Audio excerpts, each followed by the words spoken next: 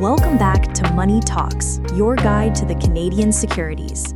We have some huge news to share with everyone today. After a lot of hard work, our new website, mtalks.ca, is officially live. This is a game changer for anyone studying for the CSC exam. We've turned those dense textbooks into clear, easy-to-understand guides that actually make sense. No more memorizing, no more confusion, just real understanding with examples you'll actually remember. And because we know practice makes profits, you'll get 2 full mock exams for each volume and tons of chapter quizzes to test your readiness before the real deal.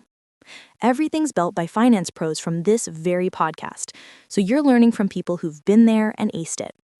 So if you're tired of drowning in jargon and want to walk into your exam feeling confident, go to mtalks.ca. A huge thank you to our amazing listeners for your continued support. If you're new here, don't forget to subscribe, like, and share this episode with your friends. Your support helps us create valuable content to boost your financial education and career here in Canada. Today, we have our seasoned financial professional, Jonathan Cartier, back with us. Hey, Jonathan, great to have you on the show again. How's everything going in the market? Hey, Rita. Thanks for having me.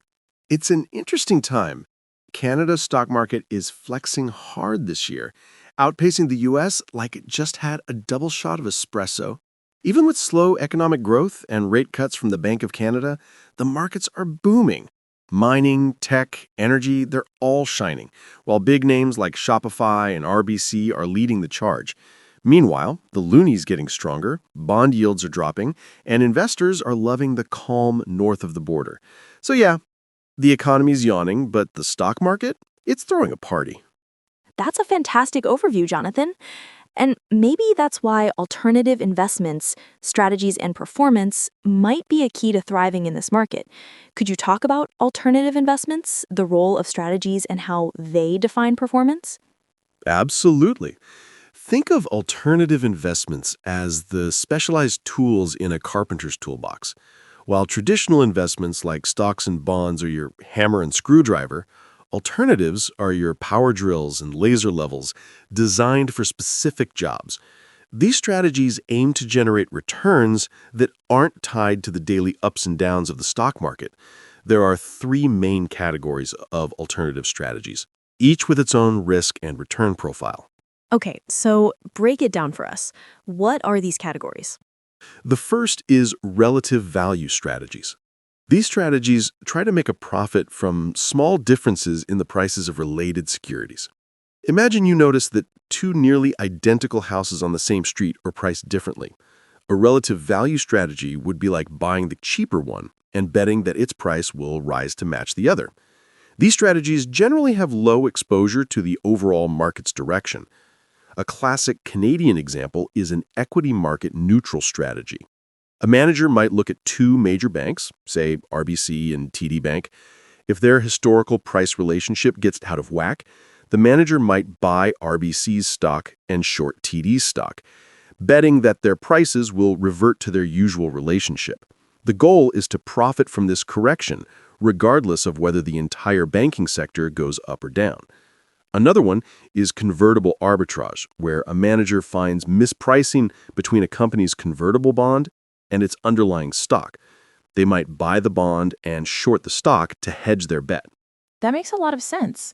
What's the next category? Next up are event-driven strategies. These are all about capitalizing on specific corporate events. Think of mergers, acquisitions, or even a company going through financial distress. These events can cause temporary mispricing in a company's stock, and that's where the opportunity lies. For instance, with a merger arbitrage strategy, if Company A announces it's buying Company B, the stock price of Company B will usually jump, but often trades slightly below the acquisition price due to the risk the deal might not close.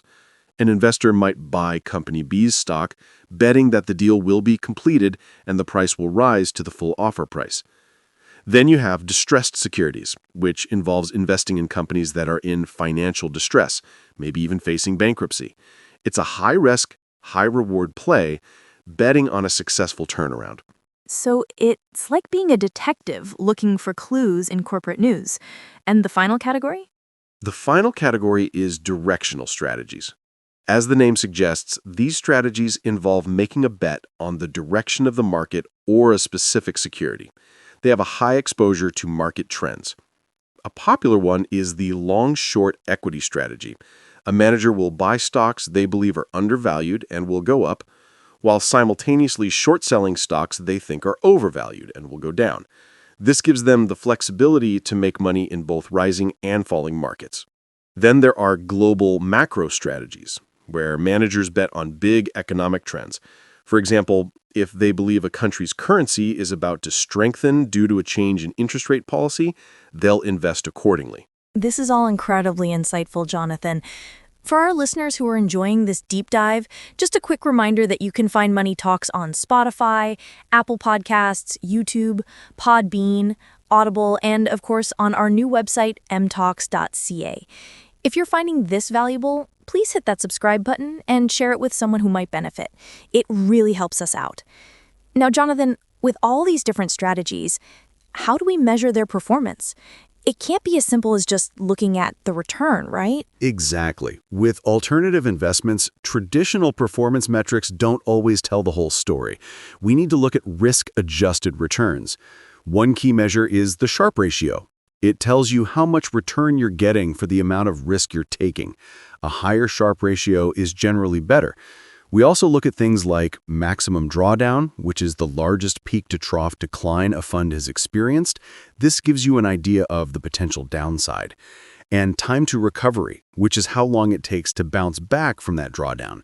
For more complex strategies, we also consider skew, which indicates if the returns are tilted towards the positive or negative, and kurtosis, which tells us about the likelihood of extreme returns or tail events. That's a lot to consider. It sounds like doing your homework is crucial. What does the due diligence process look like for these kinds of investments? Due diligence is paramount. You need to dig deep into both the investment manager and the strategy itself. For the manager, you want to know their background, their experience, and their track record. You should also look at their risk management framework and whether they have their own money invested in the fund. For the strategy, you need to understand the fund's objectives, how it uses leverage, its performance history, and the fees involved. Transparency is key. A good manager should be able to clearly explain their process and the risks involved. So, who are these types of investments, particularly the more accessible liquid alts, suitable for? That's a great question.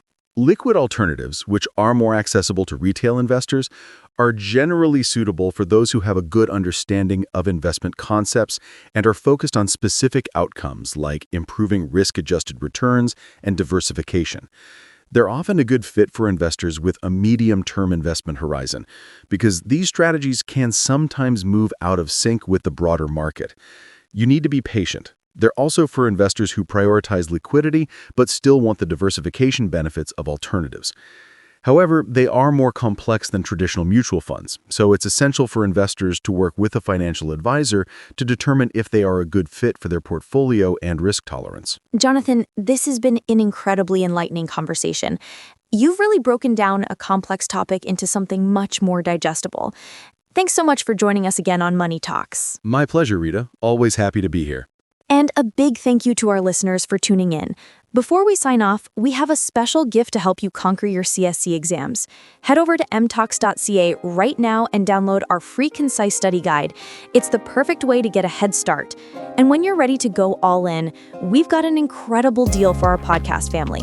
Get 20% off when you purchase our complete bundle. That's both Volume 1 and 2 full study guides, plus all the mock exams. It's everything you need to champion the CSC and take your career to the next level.